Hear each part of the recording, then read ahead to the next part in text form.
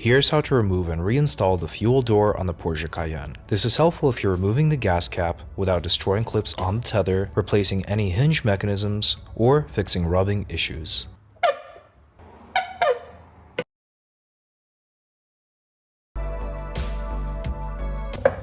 These are T30s. They're stuck on there pretty good.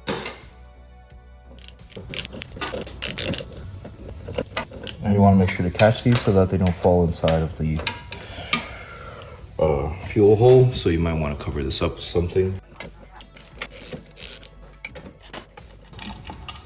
And we can remove the door